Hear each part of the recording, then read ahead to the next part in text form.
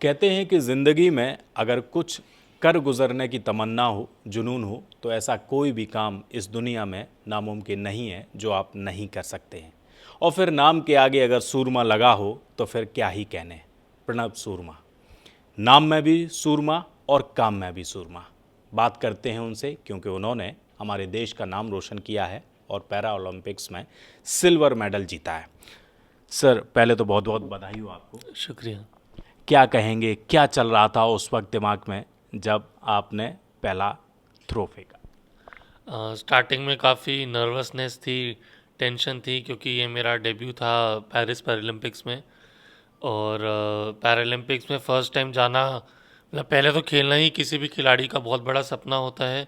मेरा ये first time था, तो मैं काफ़ी ज़्यादा टेंशन में था, बट मैंने अपने माइंड को काम रखा कि मेरा माइंड मेरी बॉडी के साथ सिंक हो सके, जिससे हम जो जो भी थ्रोज टेक्निक करते आए हैं प्रैक्टिस में, वो सेम चीज़ वहाँ रिपीट कर पाएँ और बेटर परफॉर्मेंस दे पाएँ। तो मेरा यह था कि मैं दिमाग को शांत रखूँगा और अपने आप फिज़िकली अच्छी थ्रो लगेगी, और इसी जज्बे के साथ मैंने थ्रो लगाई और देश के लिए सिल्वर मेडल जीता है। पहला जो आपने दिया वो बेस्ट था, उसके बाद क्या लगता है कि दूसरा, तीसरा और चौथा मेरे ख्याल से शायद फॉल हो गया था, तो उस वक्त क्या चल रहा था? फाउल नहीं था, थोड़ा कम था उससे। ओके। हम असल में, मैं आपको बताता हूँ, हमारी जो पैरा स्पोर्ट्स में कैटेगरीज बनती हैं डिसेबिलिटीज़ के हिसाब से बनती हैं। तो मेरी कैटेगरी F51 है, जो कि पैरा स्पोर्ट्स में सबसे सिवियर डिसेबिलिटी मानी जाती है। इसमें हमारी फिंगर्स में ग्रिप भी नहीं होती।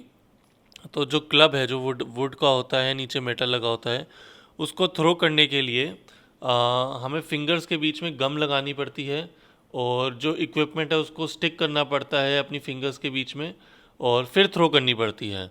तो क्लाइमेटिक कंडीशंस बहुत बड़ा रोल प्ले करती हैं, क्योंकि कभी गर्मी होती है तो वो गेंद फिसलती है, सर्दी होती है तो ज़्यादा चिपकती है, बारिश हो जाती है तो बिल्कुल ही नहीं चिपकती। तो उसके हिसाब से हमें अपनी बॉडी को तो एडजस्ट अडेप्ट कराना ही पड़ता है क्लाइमेटिक कंडीशन से, बट हमारी गम और हमारी थ्रोइंग टेक्निक को भी चेंज करना पड़ता है। तो उसी के कारण वो कभी कभी जब सेट नहीं बैठती तो थ्रो कम या ज़्यादा हो जाती है हमारी। वो बहुत बार हमारे हाथ में भी नहीं होता कि थ्रो कितनी है, क्या निकलेगी। हम अपनी तरफ से चिपका के पूरा जोर लगा देते हैं, कभी कभी बहुत अच्छी निकल जाती है, कभी कभी फिसल जाती है तो अच्छी नहीं भी निकलती। तो ये एक मुश्किल है हमारे लिए, जो कि हमें, जिसको मतलब धीरे धीरे विद एक्सपीरियंस, कंपटीशन में खेल के प्रैक्टिकल एक्सपीरियंस लेके, इससे हम थोड़ा फिर उभर पाएंगे आगे। लास्ट ईयर भी आपने मेडल जीता था, इस साल भी जीता है, तो क्या लगता है अब नेक्स्ट चैलेंज क्या रहने वाला है? अभी फ़िलहाल हमारी यही सोच है कि जो हमने पिछले कुछ कंपटीशन में थोड़ी बहुत हमसे गलतियां हुई हैं, हम उस पर सुधार करें, अपनी थ्रोइंग टेक्निक्स को इम्प्रूव करें, अपना माइंडसेट और कॉन्फिडेंस और ज़्यादा अपलिफ्ट करें, और उसमें मतलब अपने आप पे काम करने पे मैं अब ज़्यादा ध्यान दूंगा। फ़िलहाल मैं किसी कंपटीशन या किसी चीज़ के बारे में ना सोचकर अपनी पर्सनल परफॉर्मेंस इम्प्रूवमेंट पे ध्यान दूंगा, और जैसे ही ये चीज़ ठीक होगी तो रिज़ल्ट ऑटोमेटिकली इम्प्रूव हो जाएगा। भारत सरकार की अगर हम बात करें, स्पोर्ट्स मिनिस्ट्री की अगर हम बात करें, कितना सपोर्ट मिला है? अब अगर मैं आपको सच बताऊं तो सरकार का बहुत ज़्यादा सपोर्ट है खिलाड़ियों के लिए। जैसे कि आप जानते हैं, सरकार की स्कीम्स है, टॉप स्कीम्स, जो कि हमारे ओलंपिक या पैरालंपिक मेडल प्रोबेबल होते हैं, उन्हें सपोर्ट करती है। और जो बडिंग एथलीट्स हैं, जो आने वाले टाइम में इतने बड़े मंच पे मेडल जीत सकते हैं, उनको खेलो इंडिया जैसी स्कीम में काफ़ी सहयोग मिलता है। और भी हमारी छोटी बड़ी सरकार की काफ़ी स्कीम्स हैं, जिसमें नए नए खिलाड़ियों को प्रोत्साहन दिया जाता है कि वो अपने जो खेल रुचि है उसमें आगे बढ़ें, और आने वाले वक्त में देश का नाम और अपना नाम, दोनों का नाम रोशन करें। ओलंपिक्स की बात करें, इतने मेडल नहीं आए, लेकिन पैरा में तो मेडलों की झड़ी लगा दी आप लोगों ने। देखिए, मैं मानता हूँ कि कोई भी खिलाड़ी आप अच्छा बुरा नहीं कह सकते। बहुत बार होता है कि जो आपके कॉम्पिटिटर हैं, आप पहले वाले कंपटीशन में उनसे हार चुके हैं और अब जीत गए, या उनसे मतलब पहले आप जीत चुके हैं अब हार गए। बहुत बार ऐसा हमने देखा है कि जो एथलीट है वो फोर्थ पोजीशन में आए हैं। तो देखा जाए, फोर्थ पोजीशन बुरी पोजीशन नहीं है, मेडल से बिल्कुल एक बस छूटा ही है। तो जो मैं वही कहता हूँ कि अपनी गलतियों पे सुधार करना, और कभी कभी वो दिन होता है आपका कि नहीं है, तो आपको अपने ऊपर काम करते रहना चाहिए, और आने वाले वक्त में ज़रूर भाग्य आपका साथ देगा। 16 साल की उम्र में यह हादसा हो जाना, उसके बाद आपके पिता, जहाँ तक मुझे जानकारी है, ढाल बनकर आपके साथ खड़े रहे। वो दौर और अब आज का दौर, कितना फ़र्क महसूस करते हैं? 2011 में मेरा एक्सीडेंट हुआ था जिसमें मुझे स्पाइनल कॉर्ड इंजरी हो गई थी, और हमारे लिए सब कुछ बदल चुका था, क्योंकि ऐसा कोई इंसिडेंट अपनी लाइफ में एक्सपेक्ट नहीं करता कि उनके साथ होगा। बहुत चुनौतियां आई, बहुत मुश्किलें आई, बट कुछ वक्त बाद हमें लगा कि इनसे उभरना ही पड़ेगा, इनसे ऊपर उठना ही पड़ेगा। मुश्किलें, उतार चढ़ाव हर किसी की ज़िंदगी में आता है, बट उनसे जब आप आगे बढ़ते हैं और अपनी ज़िंदगी में बदलाव लाते हैं, तो तभी शायद आपका वो मकसद पूरा होता है। तो मेरे माता पिता मेरी बैकबोन है, मेरी ढाल हैं। उनके सपोर्ट के बिना शायद मैं इस मंच तक कभी नहीं पहुंच पाता। उन्होंने ही मुझे प्रोत्साहन दिया है कि बेटा, आप ज़िंदगी में जो करना चाहते हैं आप वो करिए। 2018-19 में जैसे मेरी स्पोर्ट्स में रुचि बढ़ी, तो मैंने सोचा कि मैं इस क्षेत्र में कुछ करना चाहूँगा, इसमें अपना नाम बनाना चाहूँगा। उस वक्त तो सिर्फ ये एक सपना था कि अपने देश के लिए खेलना है, शायद हमने ये सपना देखा भी नहीं था कि इतने बड़े मंच पे पहुँचेंगे हम। उस वक्त एक हॉबी, पैशन की तरह शुरुआत करी थी इस चीज़ की।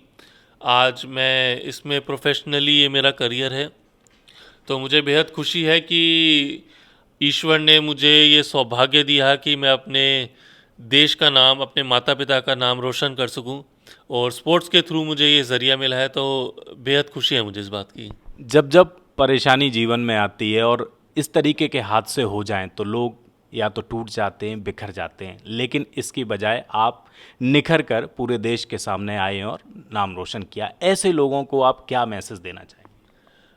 मेरा ये मानना है, जो जितना टूटता है वो उतना ही ज़्यादा निखरता है।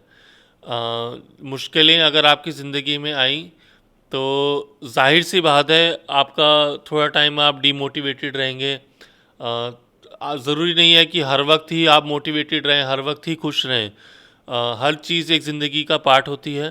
तो बट जो भी आपकी लाइफ में एडवर्सिटीज़ आई हैं, आपको उससे ऊपर उठना ही पड़ेगा, क्योंकि ये एक ही ज़िंदगी मिली है, आपको जीनी है। या तो आप दुखी होकर जी लें या सुखी होकर जी लें।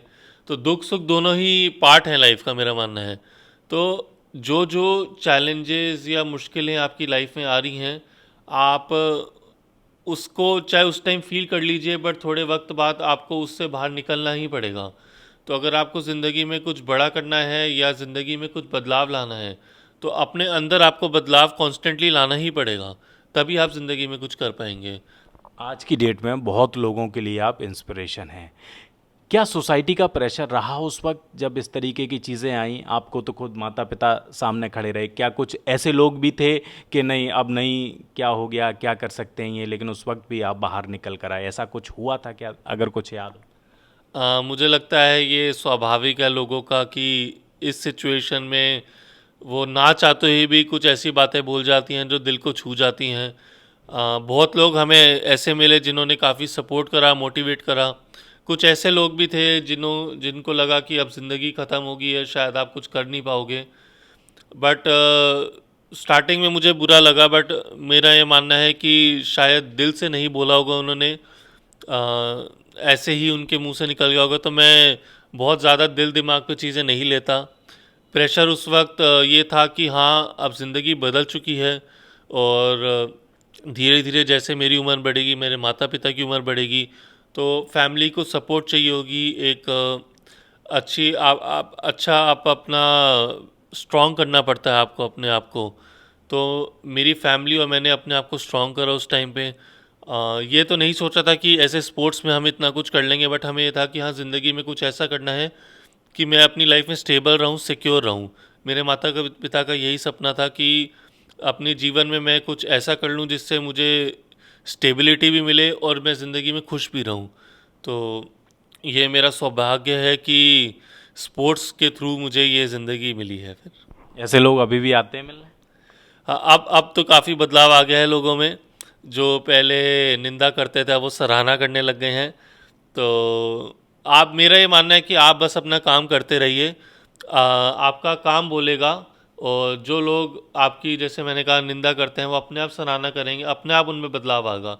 आप जितना भी अच्छा बुरा कर ले ज़िंदगी में, हमेशा ऐसे लोग रहेंगे जो शायद आपकी खुशी में खुश ना हो सके, और आप सबको खुश कर भी नहीं सकते। तो आप सच्चे मन से, ईमानदारी से अपना काम करते रहिए और आगे बढ़ते रहिए ज़िंदगी में, आपको अच्छे लोग ज़रूर मिलेंगे। आप तो लाखों लोगों की इंस्पिरेशन है, आपका कौन है?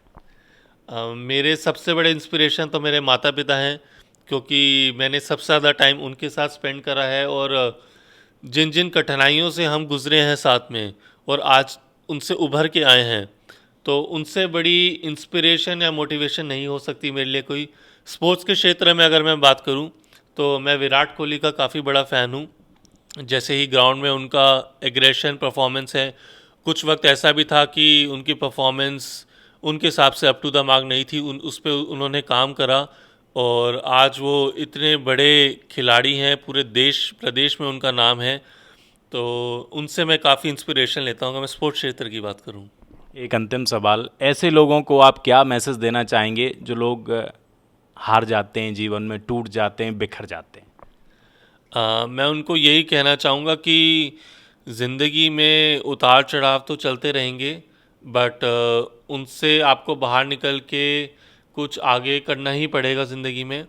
जैसे कि मैं अपनी बात करूं, तो मैं सिर्फ एक व्यक्ति था जिसने सपना देखा था कि देश के लिए खेलना है, और आज जैसे कि मैंने कहा, मुझे सौभाग्य मिला है कि पैरालंपिक्स में, वो भी डेब्यू में, मैंने देश के लिए सिल्वर मेडल जीता है।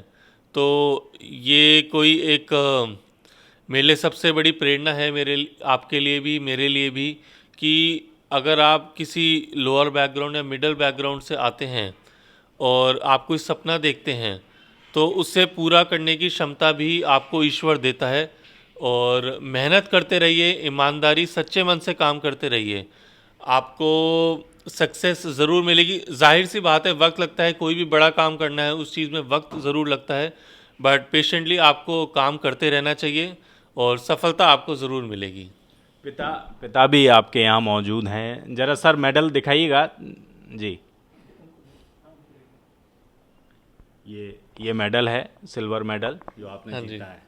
कैसा महसूस करते हैं जब मेडल सर गले में डालिए? क्या फीलिंग, कितना बदलाव आ जाता है फीलिंग में? बहुत ही ज़्यादा कॉन्फिडेंस भी अपलिफ्ट होता है, प्राउड फीलिंग होती है कि देश के लिए ये मेडल जीतने का मौका मिला है हमें। और मैं काफ़ी ज़्यादा इमोशनल और ओवरवेल्म भी हो जाता हूँ कि पहली बार में ही ये मेडल जीतने का मौका मिला है। तो मुझे बेहद खुशी है इस बात की, और इससे भी ज़्यादा खुशी है कि मैंने देश का नाम, अपने माता पिता का नाम रोशन करा है। बात करने के लिए बहुत बहुत शुक्रिया। कैमरा पर्सन चंदन के साथ फरीदाबाद से हृदय यादव, न्यूज़ पॉइंट।